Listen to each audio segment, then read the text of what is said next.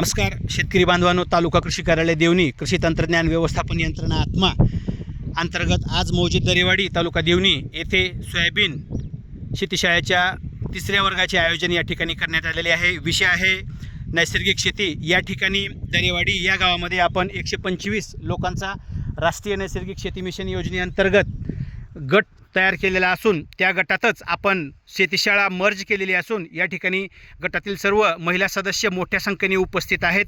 गटाचे अध्यक्ष, उपाध्यक्ष, सचिव, त्याचबरोबर गावचे सहाय्यक कृषी अधिकारी प्रशांत पाटील, त्यासोबत लासोण्याचे सहाय्यक कृषी अधिकारी श्री कदम साहेब, त्याचबरोबर गुरदाळ येथील सहाय्यक कृषी अधिकारी श्री रविकिरण मोरे, प्रगतिशील शेतकरी प्रशांत पाटील दवणीप्रगेकर, संभाजी पाटील पोंबलीकर, धर्मा पाटील या ठिकाणी उपस्थित असून गटाचे अध्यक्ष हालसेताई, त्याचबरोबर सारिकाताई या ठिकाणी उपस्थित आहेत। आमच्या तालुका कृषी कार्यालयाच्या सहाय्यक तंत्रज्ञान व्यवस्थापक श्रीनयन मॅडम, मी स्वतः BTM राहुल जाधव या ठिकाणी उपस्थित असून शेतीशाळेच्या प्रत्यक्ष निरीक्षणामध्ये आज आपल्याला काय दिसलं आहे ते आपण प्रत्यक्ष या ठिकाणी पाहणार आहोत। नमस्कार मॅडम, आपण आत्ता 5-5चे ग्रुप करून निरीक्षण केलं, त्यावेळी आपल्याला काय दिसलं पाहण्यावरती? हां, प्रत्यक्ष सोयाबीनवरती काय दिसलं तुम्हाला? हे निरीक्षण केल्यानंतर आम्हाला सोयाबीनवर पाणी गुंडाळणारी अळी हां, आणि हे चक्रीभुंग्याचा प्रादुर्भाव दिसणार। अच्छा, ठीक आहे। पाणी गुंडाळणारी अळी, त्याचबरोबर पाणी खाणारी अळी व चक्रीभुंग्याचा प्रादुर्भाव या ठिकाणी प्रामुख्याने दिसून आलेला आहे। प्रश्न या ठिकाणी आलेले आहेत, त्याचबरोबर मी या ठिकाणी तज्ज्ञ टीम सुद्धा या ठिकाणी आणलेली आहे। नमस्कार, गुरदाळ गावचे सहाय्यक कृषी अधिकारी सन्माननीय रविकिरण मोरे या ठिकाणी उपस्थित आहेत। मोरे साहेब, प्रत्यक्ष पाहणी केली असता महिलांना या ठिकाणी पाणी गुंडाळणारी अळी व त्यासोबत चक्रीभुंग्याचा प्रादुर्भाव दिसून आलेला आहे। नैसर्गिक शेतीमध्ये कशा प्रकारे नियंत्रण करता येतं व काही प्रमाणामध्ये आपण गावामध्ये सुद्धा खूप मोठ्या प्रमाणात रासायनिक शेती केली जाते, याचं नियंत्रण कशा प्रकारे केलं जातं ते प्रत्यक्ष आपण सांगावं। याच्यामध्ये आता आपण निरीक्षण केल्यावरून आपल्याला पाणी खाणारी अळी आणि पाणी गुंडाळणारी अळी पडलेले दिसत आहे आपल्याला ह्याच्यामध्ये। तर याचं प्रमाण अत्यंत कमी आहे, म्हणजे एका मीटरमध्ये आपल्याला 1 किंवा 2 दिसत आहेत। जर हेच प्रमाण एका मीटरमध्ये 5 जर दिसली संख्या तर ती नुकसान पातळीच्या वर गेली असं आपल्याला समजता येते।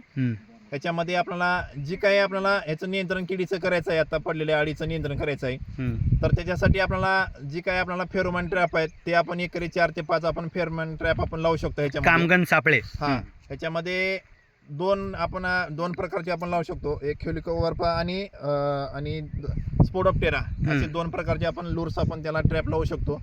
दुसरी महत्त्वाची गोष्ट आहे, आपल्याला सेंद्रिय नैसर्गिक शेतीमध्ये 5% निमुळे आपल्याला त्याची फवारणी करायची आहे। याच्यानं जी काही आपल्याला रस शोषण करणारी किडी आहेत त्याचं आपल्याला नियंत्रण होतं। निमुळे अर्कामध्ये कडवपणा असल्यामुळं ते आपल्याला पानावर पडल्यामुळं ते अळी खात नाहीत आणि जी काही आपल्याला नियंत्रण होणार आहे त्या अळीचं, तर ह्याचं प्रमाण आपल्याला वापरायचं आहे आपल्याला 10 लिटरला 50 ml किंवा प्रति लिटर 5 ml याच्याप्रमाणे आपल्याला निमुळे अर्काची आपल्याला फवारणी करायचं आहे। त्याच्यामुळं जे आपले काही कीड आहेत आणि जी काही रस करणारी किडी आहेत त्याचं आपलं चांगल्या प्रकारचं आपल्याला नियंत्रण होणार आहे ह्याच्यामध्ये। जर रासायनिक प्रकारे या ठिकाणी कीड नियंत्रण करायचं असेल तर चक्रीभुंगा, खोडमाशी व पाणी खाणारी अळी आणि पाणी गुंडाळणारी अळी यांचं एकत्रितरित्या जर एकात्मिक व्यवस्थापन करायचं असेल तर त्या बाबतीत काय सांगाल? याच्यामध्ये सगळ्यात महत्त्वाचा विषय आहे, आपल्याला एक अळीचा प्रकार वेगळा आहे आणि रस शोषण करणाऱ्या कीटकाचा प्रकार वेगळा आहे। ह्याच्यामध्ये जर दोन्हीचंही आपलं नियंत्रण करायचं असेल तर दोन्ही कॉम्बिनेशन आपल्याला वापरणं ह्याच्यामध्ये अत्यंत महत्त्वाचं आहे। ह्याच्यामध्ये आताच्या पहिली फवारणी ह्याच्यामध्ये सगळ्यात बेस्ट आहे आपल्याला आलिका, ज्याच्यामध्ये लॅम्बडा सायलोथ्रिन आणि थायमिथोक्झामेनचं 2 घटक कॉम्बिनेशन आहे।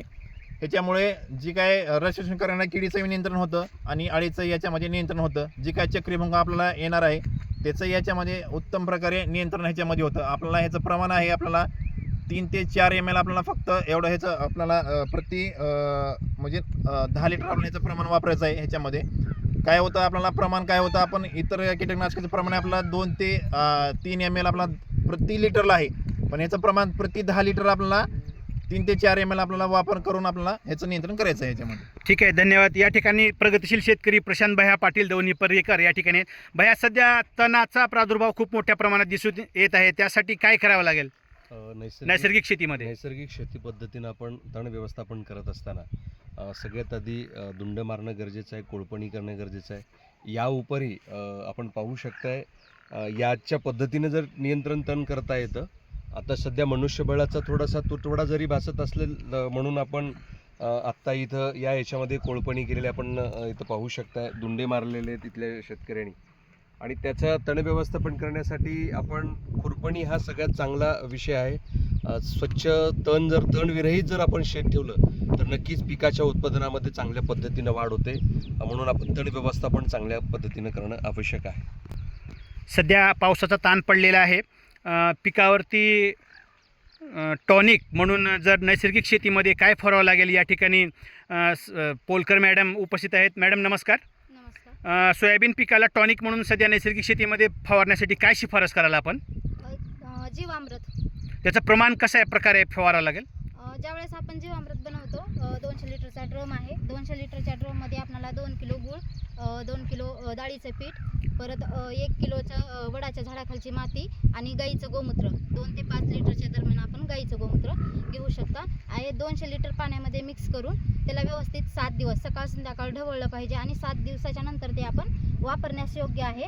जर तुम्हाला फवाऱ्याने फवारायचं असेल तर 10 लिटरचा जर आपला पंप असेल तर त्याच्यामध्ये 1 ते 1.5 लिटर जीवामृत आपण घालून फवारू शकता.